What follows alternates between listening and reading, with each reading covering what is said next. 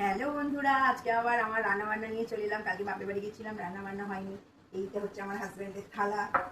এদিকে দেখো, এবার দেখুন আমি প্রেসারে ভাত করেছি। বুঝছে আমার হাজব্যান্ড ধরছে, এই তো এই প্রেসারে ভাত পাচ্ছি।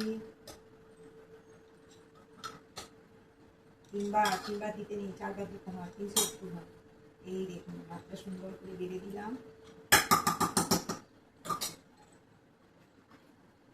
এই হচ্ছে মোচার তরকারি, একটু পোস্ট করে দাও।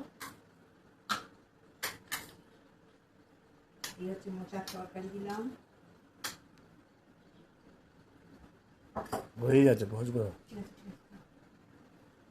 এই হচ্ছে পোস্ত দিলাম, ঝিঙে আলু পোস্ত রাখলাম। আর এই হচ্ছে ডাল, আজকের মেনু হচ্ছে এই ডালটা। বসে গেল কেন? এই হচ্ছে ডাল, কেটে দাও।